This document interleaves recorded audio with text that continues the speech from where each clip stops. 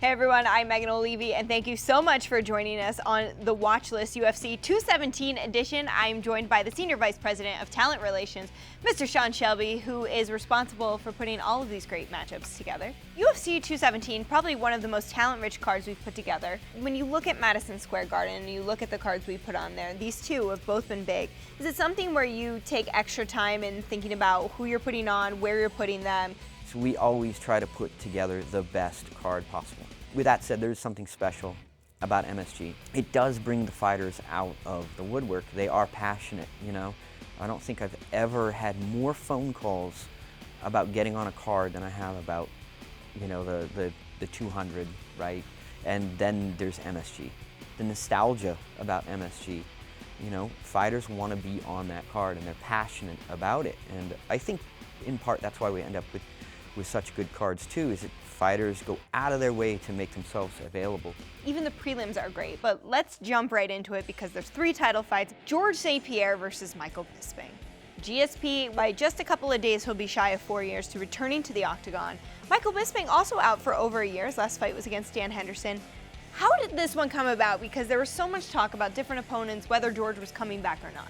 Isn't it crazy how time flies, yeah, right? It seems like just yesterday. I think it's because he never got out of shape. You know what I mean? He's always been there, kind of just on the sidelines, dipping his toe in the pool, seeing if he wanted to come back or not. Really how the whole thing came together is really convoluted. The fact is that he is back, and that's really all we and the fans care about. I think the great unknown is he going to return to form? Not only is he going to return to form, because listen, I mean, to be champion at anything at the highest level, to take time off, whether it's football, baseball, basketball, MMA, to be able to come back and return to the original form is actually really rare. And he's taken on Michael Bisping. I don't really actually know why he wanted to do that. There's something about Bisping. I think he's probably one of the most underrated guys that ever has been. If you look at the stats, you look at his wins, you look at all the people he's beat, his resume is actually really incredible. And I just don't think he ever really gets the credit that he deserves. And I think people live to not like him. Personality. Part of that, you know, is brought on by himself, but that's what makes him so interesting, right? Absolutely. And I think the amazing thing about this fight is that you just don't know what's going to happen. Another fight where I feel like it's really a toss-up is the second title fight on the card, which is Cody Garbrandt versus TJ Dillashaw. Not only are these two of the most talented fighters on the entire UFC roster, former champion TJ Dillashaw, the current champion Cody Garbrandt, but we all know they hate each other. So that adds this extra layer to an already spectacular matchup. Talk to me about this one. It was obvious why it was made in terms of, you know, the rankings and the fact that, you know, TJ needs a shot. But what are you expecting from these two? An incredible stand-up battle is what I expect. It was sprinkled in with some good old-fashioned wrestling takedowns. You know, obviously I don't think this fight is going to be had on the ground. I think they might mix it up a little bit. I think they have to keep each other honest and go after takedowns here and there. But both of these guys are just such good defensive wrestlers that I think it's going to be contested on the feet mostly. What do you think is going to be that deciding factor in this matchup? Oof.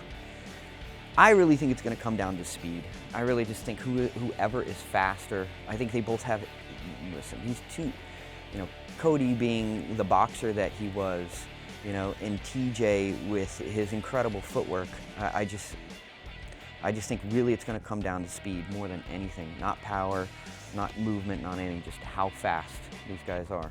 Let's talk about the final title fight on this card, which is between Joanna Jędrzejczyk, JJ Champion, and Rose Namajunas, Thug Rose.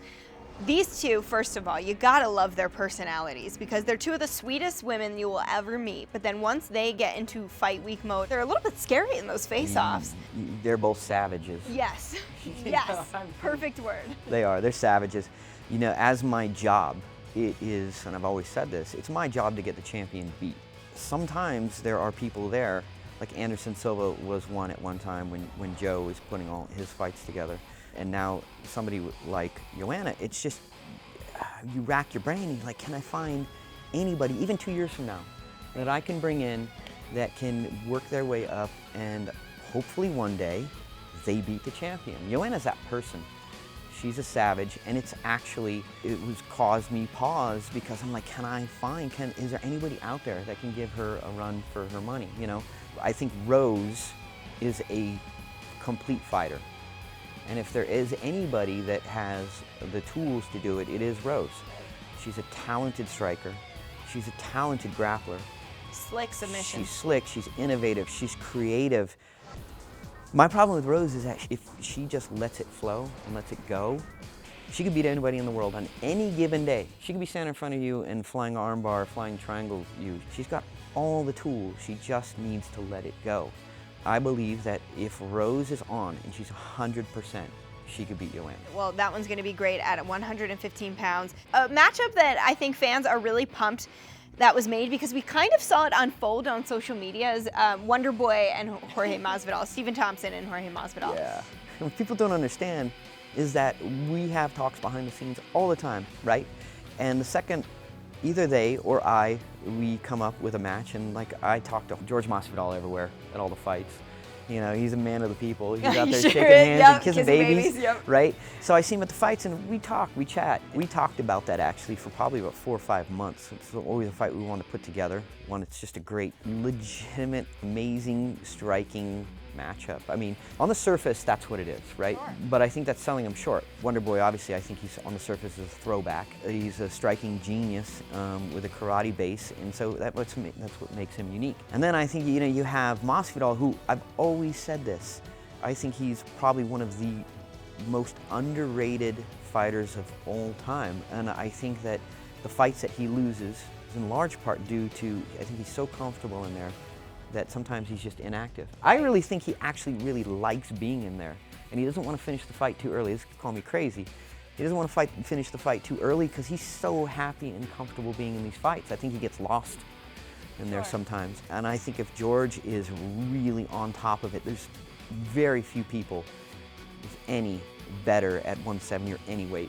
Super underrated grappling, underrated wrestling, underrated submissions, and he's just an amazing striker.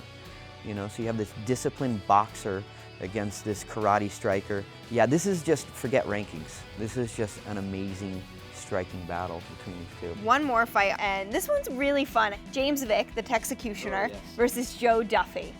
When Joe Silva signed Joe Duffy, you know, behind the scenes, we were like, you know, wow, this could be, there's a champion in the making here. Yeah.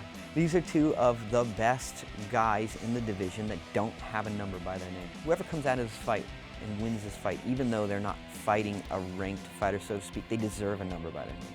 I agree with you. You know, not that my opinion matters on this, but when you look at the rankings, obviously everyone who's in there also deserves to be ranked, but when you kind of look at what especially James Vick has done recently, and it's surprising. Yeah, no, I don't even, yeah, I guess it's, to say it's surprising, I guess it's, I should have known. You know, I should have known. He's really that good. He's the complete package. He's a long, lanky fighter. He's huge for 155 pounds, but so is Duffy. I mean, Duffy's neck is 155 pounds, right? I mean, every matchup seems to be perfectly made, perfectly placed on this card. The world's most famous arena, who doesn't want to be inside? Right. That takes place on November 4th. Inside Madison Square Garden. UFC 217 is going to be stacked. Sean, thank you so much for your thoughts and your time. We appreciate it. I cannot wait for Fight Week to start because between all the different grudges and everything that's going on, not only is Fight Night going to be great, but man, that lead-in is going to be fun. I think so too. Let's hope. Fingers crossed.